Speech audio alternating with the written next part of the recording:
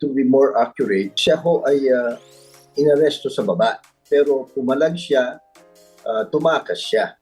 So there was an attempt to serve the warrant sa labas ng Senado, pero tumakbo siya sa loob ng Senado. So yun ho, those are the facts. So ngayon, nakapasok siya doon, hinabol siya doon. Yung mga senador, imbes ho na magkalma, imbes ho na sabihin na Senator Batong, kailangan igalang natin yung warrant of arrest. Meron namang dalang warrant of arrest si Senator Trillanes. Marunong din naman yung mga senador magbasa. May mga abogado naman sila. Makikita naman nila kung legit yun o hindi. Pagkatapos, kinupkup nila. Ngayon, yung ginawa ng NBI director na makipag-usap, sa tingin ko, yun prudent naman para lang maiwasan yung kaguluhan.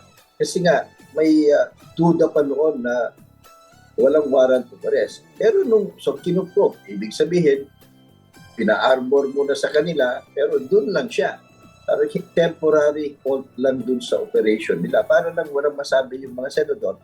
Di ba pati sila pinagkakasuhan pa sila ng contempt. Wala naman basehan. Anyway, so I think that was prudent on a temporary basis. Kasi yung NBI director, wala naman siyang poder para baliwalain ang validly issued warrant of arrest because magkakasala din po siya kung hindi niya isa-serve yung warrant of arrest. So that was a temporary tactical move and I think that was prudent. Ang problema, yung mga senador, nung napag-usapan, sige, wag ho muna habang check na lahat para wala kayong masabi. Nung nagsalita ng ICC, meron kaming warrant of arrest. Tama yan. Legit yan.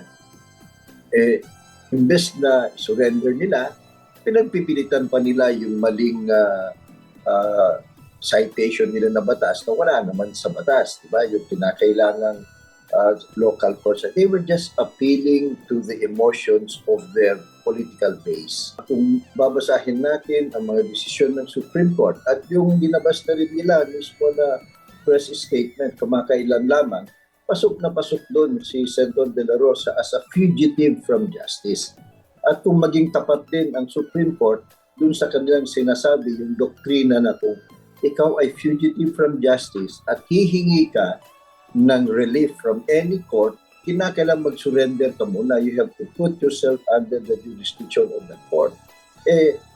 Bakit ngayon ina-entertain yung kanyang petition, di ba? Yung mga iba, hindi. So, of course, naiintindihan natin na wala namang kaso sa local courts natin, but no less than the Supreme Court has recognized the jurisdiction of the ICC with respect to crimes that were committed and investigated and prosecuted bago umalas ang Republika ng Pilipinas sa Rome Statute.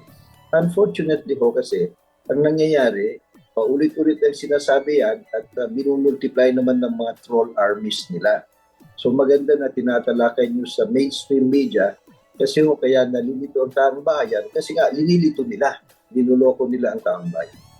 Pag ayaw mong tumalima sa warrant of arrest validly issued by a recognized tribunal, which is the ICC, recognize ho yan natin sa mga desisyon ng Supreme Court, ini-recognize din po nung ating local law, yung crimes against humanity.